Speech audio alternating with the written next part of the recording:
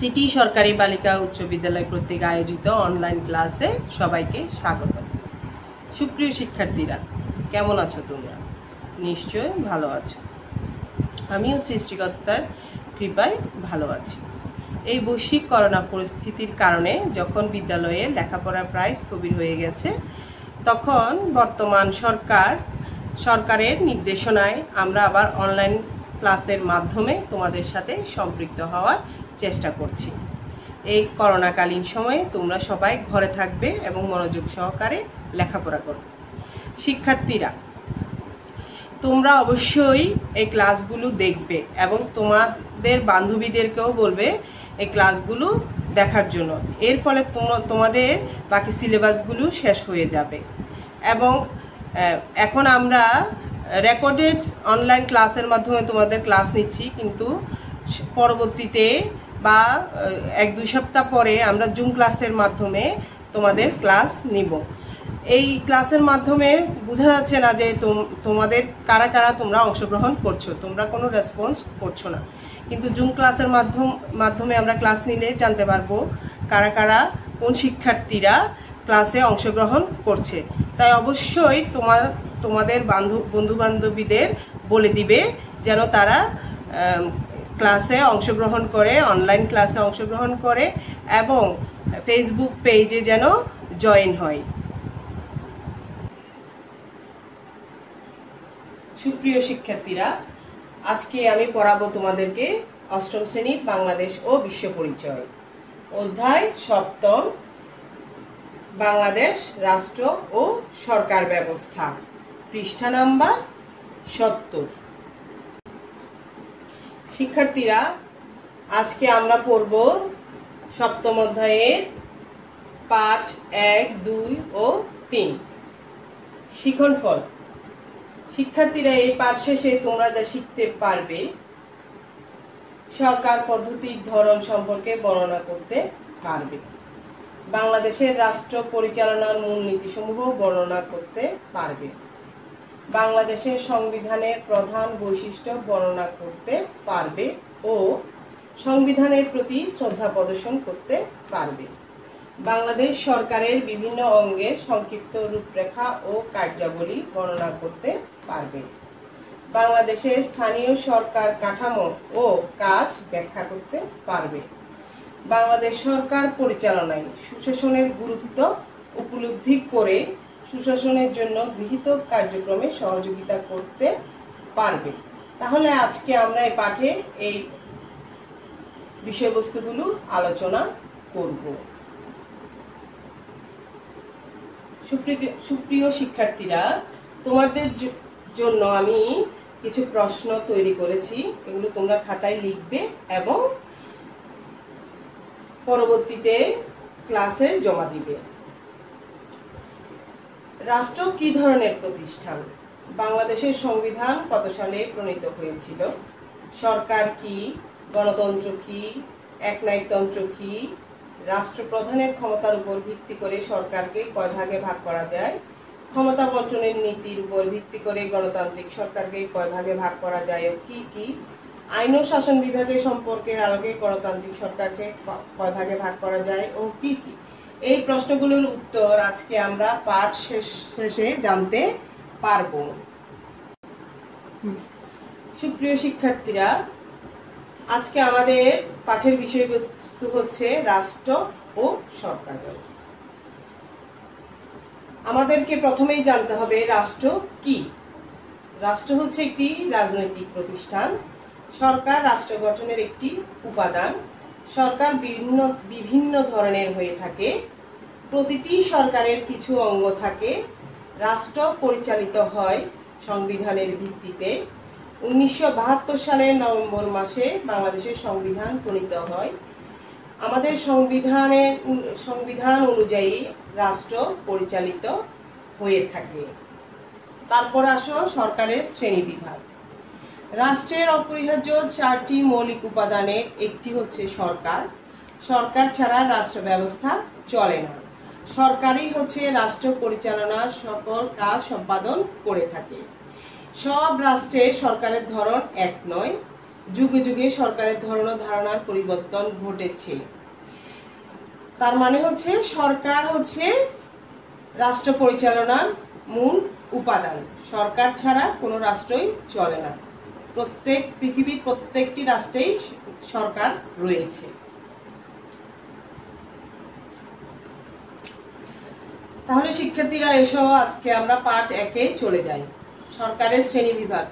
এখানে ছক আকারে সরকারের শ্রেণীবিভাগটিকে দেখানো হয়েছে। দেখো, সরকারকে দুই ভাগে ভাগ করা হয়েছে। একটি হচ্ছে গণতান্ত্রিক সরকার, একটি হচ্ছে একনায়কতান্ত্রিক সরকার। গণতান্ত্রিক সরকারকে আবার দুই ভাগে ভাগ করা হয়েছে, নিয়মতান্ত্রিক রাজতন্ত্র এবং প্রজাতন্ত্র। নিয়মতান্ত্রিক রাজতন্ত্রকে আবার দুই ভাগে ভাগ করা হয়েছে, যুক্তরাষ্ট্রীয় এবং এককেন্দ্রিক। প্রজাতান্ত্রিক সরকারকে আবার দুই ভাগে ভাগ করা হয়েছে, সংসদীয় সরকার এবং রাষ্ট্রপতি শাসিত সরকার। সংসদীয় সরকারকে আবার দুই ভাগে ভাগ করা হয়েছে, যুক্তরাষ্ট্রীয় এবং এককেন্দ্রিক। রাষ্ট্রপতি শাসিত সরকারকেও দুই ভাগে ভাগ করা হয়েছে, যুক্তরাষ্ট্রীয় এবং এককেন্দ্রিক। তাহলে শিক্ষার্থীরা এসো এখন আমরা পাঠ 1 নিয়ে আলোচনা করি। প্রথমেই সরকার কি? সরকার হচ্ছে রাষ্ট্র গঠনের একটি মূল উপাদান। রাষ্ট্র গঠনের 4টি উপাদান রয়েছে, তার মধ্যে হচ্ছে সরকার অন্যতম। সরকার ছাড়া কোনো রাষ্ট্রের অস্তিত্বই আমরা কল্পনা করতে পারি না। সরকারকে যেহেতু দুই ভাগে ভাগ করা হয়েছে, গণতন্ত্র এবং একনায়কতন্ত্র। গণতান্ত্রিক সরকারে জনগণই হচ্ছে সকল ক্ষমতার উৎস এবং জনগণই হচ্ছে রাষ্ট্রের মালিক। জনগণের মতামতের ভিত্তিতে ভোট দিয়ে জনপ্রতিনিধি নির্বাচন করা হয়। আর একনায়কতন্ত্র হচ্ছে একজন ব্যক্তি বা এক দলের শাসন। সেখানে জনগণের মতামতের কোনো প্রাধান্য দেওয়া হয় না, জনগণের অধিকারকে কোনো প্রাধান্য দেওয়া হয় না। গণতন্ত্রকে আবার দুই ভাগে ভাগ করা হয়েছে, এটা হচ্ছে নিয়মতান্ত্রিক রাজতন্ত্র, এটা হচ্ছে প্রজাতন্ত্র। নিয়মতান্ত্রিক রাজতন্ত্র হচ্ছে যা বংশ পরম্পরায় চলতে থাকে, যেটা আমরা গ্রেট ব্রিটেনে দেখি। বর্তমানে নিয়মতান্ত্রিক রাজতন্ত্র তেমন একটি দেখা যায় না। ওখানে বংশ পরম্পরায় রাষ্ট্রপ্রধান হলেও তাদের দেশের সকল প্রশাসনিক কার্যক্রম পরিচালনা করেন প্রশাসনিক কর্মকর্তা। প্রজাতান্ত্রিক সরকারে জনগণকে বেশি প্রাধান্য দেওয়া হয়, জনগণই হচ্ছে প্রজাতন্ত্রের মালিক এবং জনগণের মতামতের উপর ভিত্তি করে সরকার গঠন করা হয়। প্রজাতান্ত্রিক সরকারকে আমরা দুভাগে ভাগ করেছি, দুভাগে ভাগ করা হয়েছে সংসদীয় সরকার এবং রাষ্ট্রপতি শাসিত সরকার ব্যবস্থা। সংসদীয় সরকার ব্যবস্থা হচ্ছে আইনসভার মাধ্যমে সরকার গঠন, অর্থাৎ আমাদের জনগণের ভোটের মাধ্যমে নির্বাচিত জনপ্রতিনিধিরা সরকার গঠন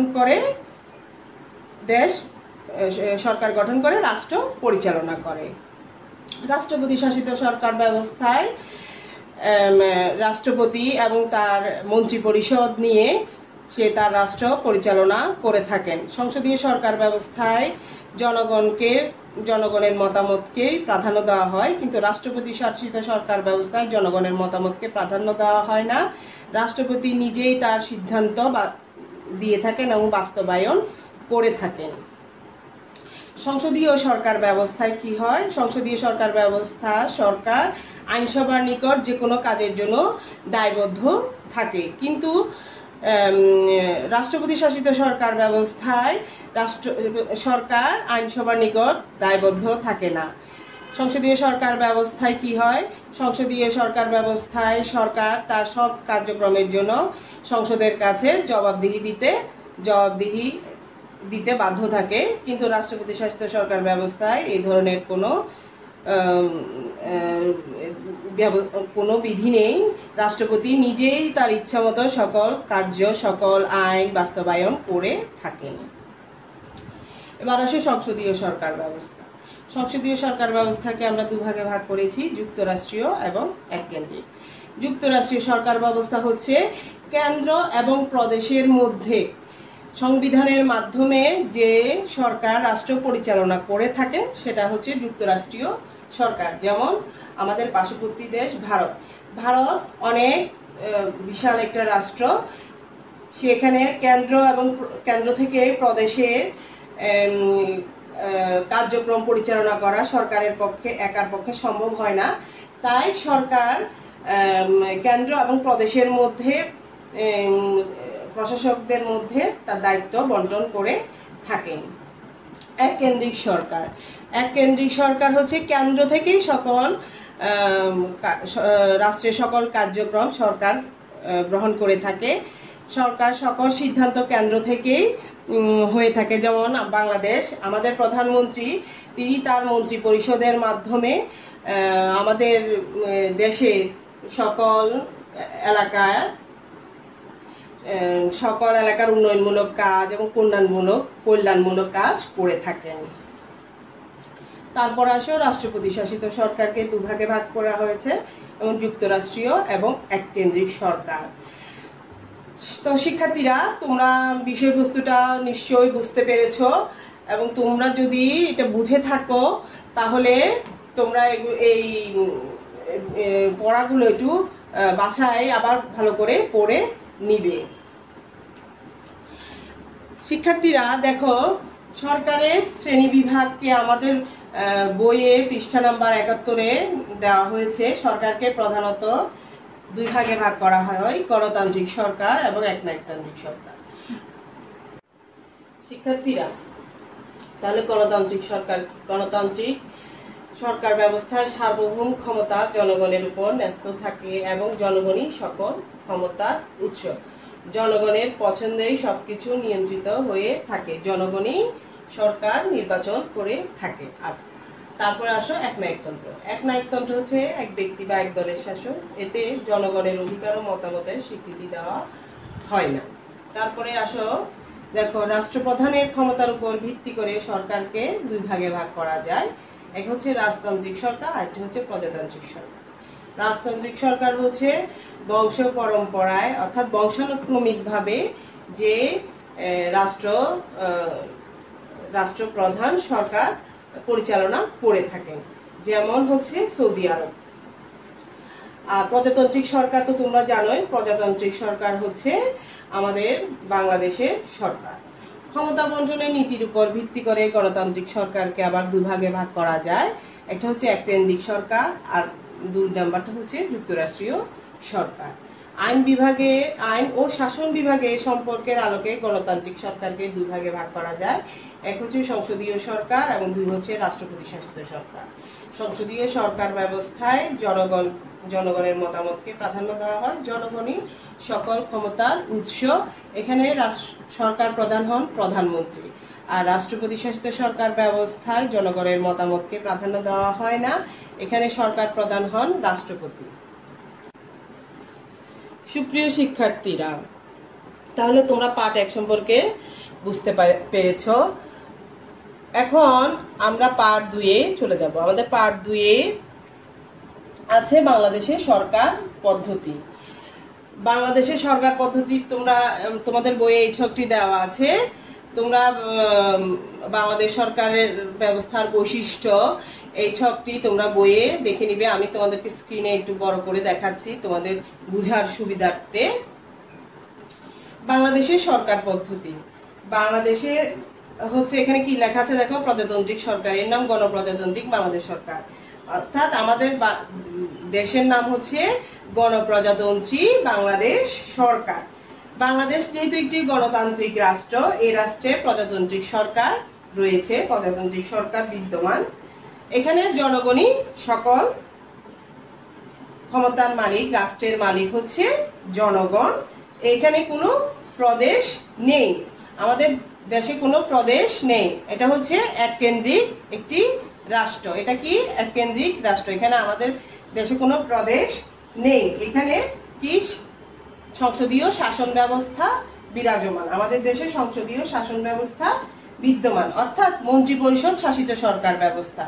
প্রধানমন্ত্রী এবং তার নেতৃত্বাধীন মন্ত্রী পরিষদ মিলে আমাদের রাষ্ট্রের শাসন কার্য পরিচালনা করে থাকেন।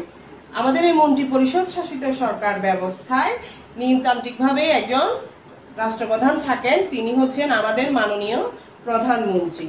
তিনি সরকার প্রধান বা নির্বাহী প্রধান হিসেবে দায়িত্ব পালন করে থাকেন। এই শাসন ব্যবস্থায় আইনসভার প্রাধান্যটাই বেশি, মানে আমাদের জাতীয় সংসদের প্রাধান্য বেশি। মন্ত্রিপরিষদ রাষ্ট্রের যে কোনো নির্বাহী কার্য সম্পাদনের জন্য আইনসভার কাছে দায়বদ্ধ বা জবাবদিহি থাকতে বাধ্য। শিক্ষার্থীরা, এবার আমরা পড়ব পার্ট 3 হচ্ছে বাংলাদেশের রাষ্ট্রীয় মূলনীতি। আমাদের রাষ্ট্রের মূলনীতি কয়টি? 4টি। বাংলাদেশ সরকারের রাষ্ট্রীয় মূলনীতি তোমাদের বইয়ে আছে, এই ছকটা তোমরা দেখে নিবে, কিন্তু তোমাদের বোঝার সুবিধার্থে আমি একটু বড় স্ক্রিনে এটা দেখাচ্ছি। আমাদের দেশের রাষ্ট্রীয় মূলনীতি হচ্ছে কয়টি? 4টি। জাতীয়তাবাদ, সমাজতন্ত্র, গণতন্ত্র এবং ধর্ম নিরপেক্ষতা। এখন এসো আমরা জাতীয়তাবাদ কি সে সম্পর্কে একটু জেনে নিই। আচ্ছা, তার আগে আমি বলি এই মূলনীতিগুলো আমাদের সংবিধানে কিভাবে যুক্ত হয়েছে। 1972 সালের মূল সংবিধান এবং সংবিধান সংশোধনী, পঞ্চদশ সংশোধনীর মাধ্যমে বাংলাদেশের রাষ্ট্র পরিচালনার মূলনীতিগুলো গৃহীত হয়েছে। তাহলে বুঝতে পেরেছো তোমরা আমাদের এই মূলনীতিগুলো কোথা থেকে এসেছে? 1972 সালের সংবিধান অনুযায়ী এবং সংবিধানের পঞ্চদশ সংশোধনী অনুযায়ী আমাদের রাষ্ট্র পরিচালনার মূলনীতিগুলো এসেছে, গৃহীত হয়েছে। তাহলে আসো এখন জাতীয়তাবাদ কি আমরা সেই সম্পর্কে একটু ধারণা নিই। জাতীয়তাবাদ হচ্ছে একই ধরনের ভাষা, সাহিত্য ও বাঙালি সংস্কৃতি জাতির মধ্যে সুদৃঢ় ঐক্য সৃষ্টি করেছে। তাই সংবিধানে বলা হয়েছে যে একই ভাষা ও সংস্কৃতিতে আবদ্ধ বাঙালি জাতি যে ঐক্যবদ্ধ ও সংকল্পবদ্ধ সংগ্রাম করে বাংলাদেশের স্বাধীনতা ও সার্বভৌমত্ব অর্জন করেছে, সেই ঐক্য ও সংস্কৃতি হবে বাঙালি জাতীয়তাবাদের ভিত্তি। অর্থাৎ আমাদের জাতীয়তাবাদের মূল ভিত্তি কি হবে? আমাদের জাতীয়তাবাদের মূল ভিত্তি হবে ভাষা, সাহিত্য ও সংস্কৃতি। এই ভাষা, সাহিত্য ও সংস্কৃতি আমাদের বাঙালি জাতির মধ্যে সুদৃঢ় ঐক্য সৃষ্টি করেছে। এবার আসা যাক সমাজতন্ত্র। সমাজতন্ত্র কি? অর্থনৈতিক ক্ষেত্রে সমতা আনার মাধ্যমে সবার মধ্যে সমান সুযোগ সুবিধা নিশ্চিত করাই হলো সমাজতন্ত্রের মূল লক্ষ্য। শোষণ মুক্ত, ন্যায়ভিত্তিক, সমতাভিত্তিক সমাজ প্রতিষ্ঠার উদ্দেশ্যে সমাজতন্ত্রকে রাষ্ট্রের একটি মূলনীতি হিসেবে গ্রহণ করা হয়েছে। অর্থাৎ সর্বক্ষেত্রে জনগণের অর্থনৈতিক অধিকার, সামাজিক রাজনৈতিক অধিকারকে এখানে প্রাধান্য দেওয়া হয়েছে। রাষ্ট্রের সকল নাগরিক সমান সুযোগ সুবিধা ভোগ করবে, কেউ বেশি বা কেউ কম সুবিধা ভোগ করবে না। এখানে কেউ কাউকে শোষণ করতে পারবে না। শোষণ মুক্ত এবং ন্যায়ভিত্তিক, সমতাভিত্তিক সমাজ প্রতিষ্ঠার উদ্দেশ্য হচ্ছে সমাজতান্ত্রিক রাষ্ট্র গঠন করা। অর্থাৎ সমাজতন্ত্র রাষ্ট্রের মূলনীতি হিসেবে গ্রহণ করা হয়েছে কি? শোষণমুক্ত, ন্যায়ভিত্তিক ও সমতাভিত্তিক সমাজ প্রতিষ্ঠা। এবার আসো গণতন্ত্র। আমরা গণতন্ত্র সম্পর্কে এই পর্যন্ত অনেকবার পড়েছি, তারপরে এখন আবার বলছি, তোমরা মনোযোগ দিয়ে শুনো। রাষ্ট্রের সকল কাজে নাগরিকের সমান অংশগ্রহণ হচ্ছে গণতান্ত্রিক রাষ্ট্রের মূল নীতি। এর মাধ্যমে নাগরিকের মৌলিক অধিকার ও স্বাধীনতা নিশ্চিত হবে এবং মানুষের মর্যাদা প্রতিষ্ঠা পাবে। অর্থাৎ সকল মানুষের মৌলিক মানবাধিকার ও স্বাধীনতা নিশ্চিত করতে হবে। সকল মানুষের অধিকার এখানে নিশ্চিত হবে। গণতান্ত্রিক রাষ্ট্রে সকল মানুষের অধিকার সমানভাবে নিশ্চিত হবে। এরপরে এসো ধর্মনিরপেক্ষতা। ধর্মনিরপেক্ষতা হচ্ছে রাষ্ট্রের প্রতিটি মানুষ স্বাধীনভাবে নিজ নিজ ধর্ম পালন করবে এবং ধর্ম পালনে কেউ কাউকে বাধা প্রদান করতে পারবে না। অর্থাৎ আমাদের দেশে বিভিন্ন ধর্মাবলম্বী মানুষ, আমরা জনগণ বাস করে থাকি। হিন্দু, বৌদ্ধ, ইসলাম, খ্রিস্টান, এই 4 ধর্মের লোক জনগণ আমরা বাস করে থাকি। যে যার ধর্ম যার মতো করে পালন করবে। কেউ কারো ধর্ম পালনে কোনো প্রকারের হস্তক্ষেপ করতে পারবে না বা করবে না। এটাই হচ্ছে ধর্মনিরপেক্ষতা। এই জন্য ধর্মনিরপেক্ষতা রাষ্ট্রের একটি অন্যতম মূলনীতি হিসাবে গ্রহণ করা হয়েছে। সুপ্রিয় শিক্ষার্থীবৃন্দ, আজকে আমাদের পাঠ এখানেই আমরা শেষ করব। শেষ করার আগে তোমাদেরকে আমি কিছু কথা বলবো। তোমরা এই পাঠ বাসায় বসে ভালো করে পড়বে এবং যেসব প্রশ্নাবলীগুলো দিয়েছি সেগুলো খাতায় লিপিবদ্ধ করবে, লিখবে। লিখে যখন স্কুল খুলবে তখন আমাদেরকে দেখাবে। আচ্ছা চলো আজকে একটা তোমাদের একটা বাড়ির কাজ দিয়ে দিই, বাড়ির কাজটা তোমরা বাসায় বসে করবে। গণতান্ত্রিক সরকার ও একনায়কতান্ত্রিক সরকার ব্যবস্থার তুলনামূলক বিশ্লেষণ করো। আমরা যেহেতু গণতান্ত্রিক সরকার সম্পর্কেও জেনেছি, একনায়কতান্ত্রিক সরকার সম্পর্কেও জেনেছি, তাহলে আমরা এটার একটা বিশ্লেষণ, তুলনামূলক বিশ্লেষণ, অর্থাৎ তোমরা এটাকে পার্থক্য আকারেও লিখতে পারো বা এটার দোষ গুণগুলো লিখবে। ঠিক আছে সুপ্রিয় শিক্ষার্থীবৃন্দ, বুঝতে পেরেছো? সবাইকে অশেষ ধন্যবাদ। সবাই ভালো থাকবে, সুস্থ থাকবে। ধন্যবাদ সবাই।